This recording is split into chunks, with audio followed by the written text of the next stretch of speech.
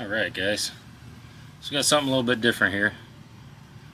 This is a timing chain tensioner out of a Mercedes M272 V6.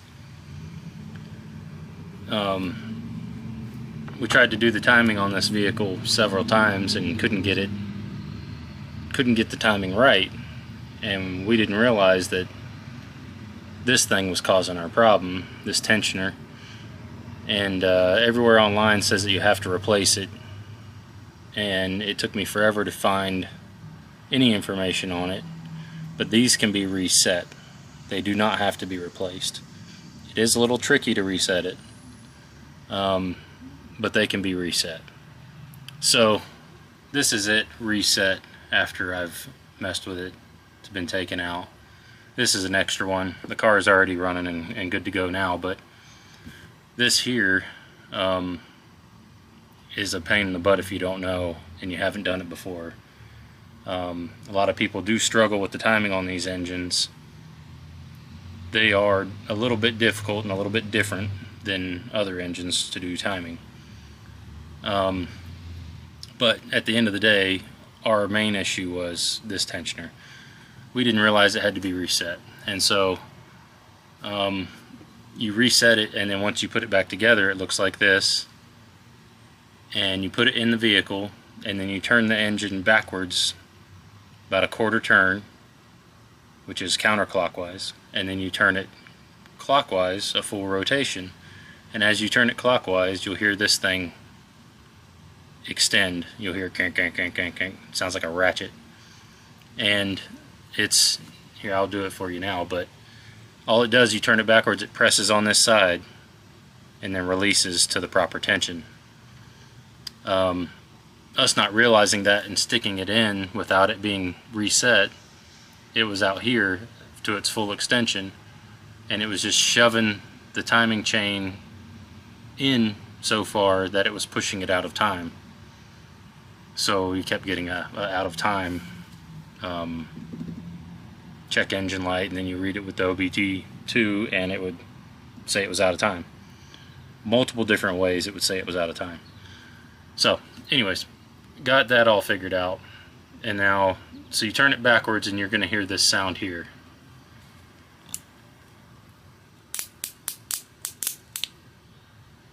That's its full extension, and it doesn't look like much, but you figure that pushing on that chain any amount that it doesn't need to will throw you off a tooth, maybe 2, 3, 5. I'm not sure exactly how much it'll throw you off, but it will. And so this is what it looks like when you pull it out of the vehicle. It's fully extended, and you go, oh, that's not bad, whatever. It looks like it's just fine. It's got a little bit of movement to it, no big deal, right? Well, this is the main issue in it. And so I'm going to show you how to reset this thing, just for, you know, purposes you might be able to reuse yours. So you take this little clip here and it spins around. You want to put a little bit of tension on it. You're going to take a pick and you're going to kind of pick it up over this little knot there.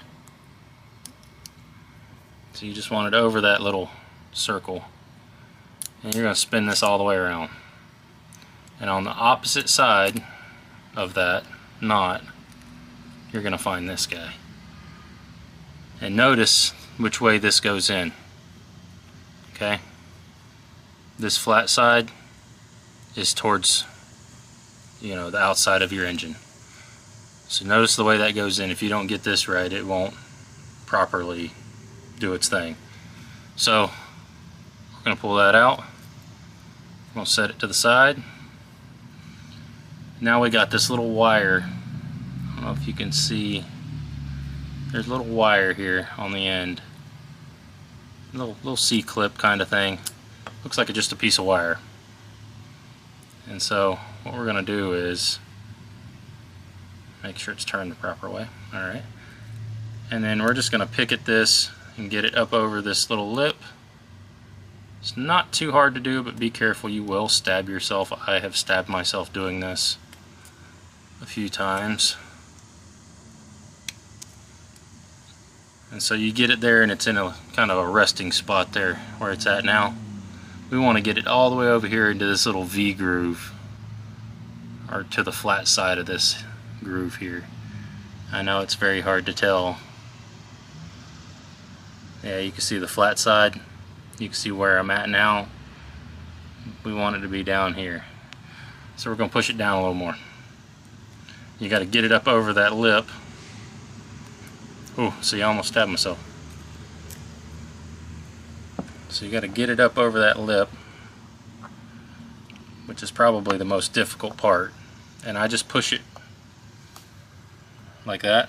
You see, I don't know if you can see, but I just take and push it like that. And once you get it started, you can kind of walk it with your finger, so you don't have to use the pick anymore. So now it's all the way over to where it needs to be. Now the tricky part, and it will slip a few times, but the best thing I can tell you is to push this thing down as gently as possible. It just barely needs to go down to where this little piece of wire goes into here. So you push it down and you'll kind of hear it click, and I'm gonna push, and I'm gonna go very light once it's there.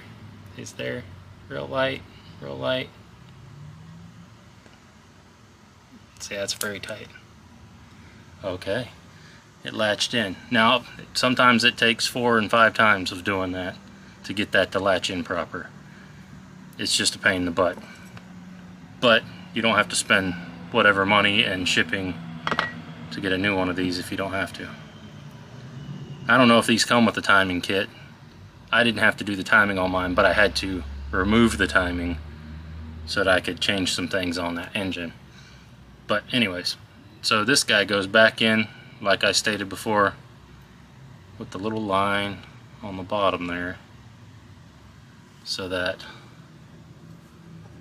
yeah, you could probably see there, it's got an opening on one end and it's not open on this end. You want the end that's not open facing towards your threads, and the end that's open towards the inside of the engine. And that just sets in there just like that, and then this just flips back around right over the top there. I don't know how good I'm able to let you see that, but you can see, and I'm just going to use my thumb, and it just flips right over the top of it. That's all we want. We just want it to flip over, and we're going to go all the way around 180. There we go. And it locks right into that. You can see that little circle there. It's kind of proud. It holds that clip in place like so. And that's all you got to do. Now you reinstall it, torque it to your spec, and rotate that engine backwards. It'll push this in, and then you rotate your engine clockwise 1 full turn, and you'll hear it ratchet out. You'll hear that noise right there as you're turning the engine over. And that's it. That's it reset. So, hope this helps somebody. We did the timing multiple times before we figured this out, and I could only find minimal information on it. Probably not a thing that they really want you to do or know, but it can be done, and there's no harm in it. There's nothing wrong with this thing. It's oil filled, spring loaded. All you're doing is resetting it. So, hope this helps somebody. Thank you guys. Hopefully I got some more stuff coming. I like to keep going with this if I can, but been busy and doing all types of stuff. So, until next time, thanks.